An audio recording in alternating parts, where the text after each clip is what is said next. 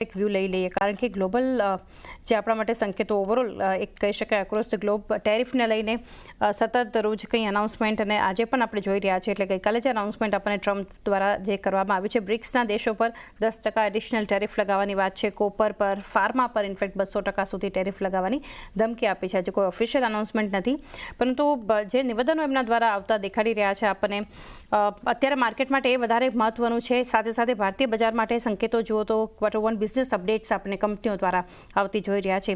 કઈ રીતે આ સેટઅપ જે છે હાલ ભારતીય બજાર માટે તમે જોઈ રહ્યા છો, રાજ? Good morning and thanks for having me on the show. અગર આપણે બજારના એના મૂવમેન્ટના આપણે જોઈએ તો market is in a tight range of 250 to 300 point range. અને જે રીતે માર્કેટ્સ સર્ટેન પોકેટ્સમાં પ્રોફિટ બુકિંગ પણ આપણે જોઈ છે ઇન સર્ટેન સ્મોલ અને મિડ કેપ સ્ટોક્સમાં. બટ ડેફિનેટલી જે રીતે જે ન્યૂઝ આવે છે, માર્કેટ્સ એને ડિસ્કાઉન્ટ કરે છે, કેમ કે જે ટેરિફનો જો ચીઝ છે એ માર્કેટને હવે સમજી ગયો છે કે આ માર્કેટનો પાર્ટ થવાનો છે, અને આગળ જઈને tariff will be part and parcel of the market. તો હવે જે કન્સર્ન છે, હવે જે ફ્રેશ ટ્રિગર્સ છે માર્કેટ માટે, એ એક છે કે ઇન્ડિયા અને યુએસની જે ટ્રેડ ડીલ થવાની છે, બધા લોકો એના વોચ કરે છે કે શું ટ્રેડ ડીલ જે આવવાની છે એ શું થશે, અને એને ઇમ્પ્લિમેન્ટ શું થવાનું છે માર્કેટ પર.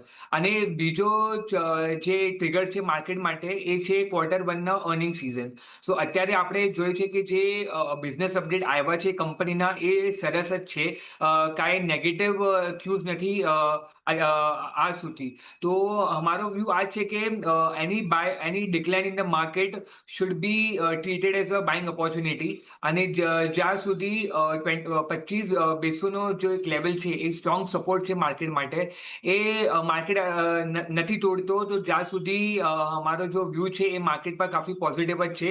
સર્ટન સ્ટોક સ્પેસિફિક એક્શન જે અમે લોકો કહી રહ્યા છે, એ કાફી પોઝિટિવ જ છે. તો ડેફિનેટલી આગળ જઈને જે એક ટ્રિગર છે કે નિફ્ટીનો વેલ્યુ અને નિફ્ટીનો ટાર્ગેટ શું થશે, એમાં ધ્યાન નહીં દેવાનું. અને જે અમારો ફોકસ છે સ્ટોક સ્પેસિફિક અને જે થીમ્સ છે એમાં છે. તો કરન્ટલી જે અમારો જો વ્યૂ છે એ પોઝિટિવ છે ડોમેસ્ટિક થીમ્સ પર.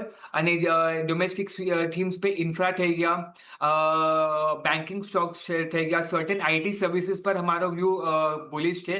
તો ઓવરઓલ સર્ટેન થીમ્સ અને સેક્ટર્સ પર વ્યૂ રાખવાની ઇન્વેસ્ટર્સની સલાહ રહેશે. અને નિફ્ટીનો જો મુવમેન્ટ છે એ આઈ ગેસ લેકલસ્ટર છે. અને જે બે ઇવેન્ટ મેં કીધા છે, Q1ના અર્નિંગ સિઝન અને જે ઇન્ડિયા યુએસનો જે ટ્રેડ ડીલ થશે, એમાં નજર રહેશે.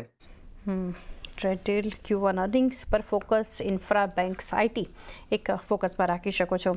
કોટક બેંક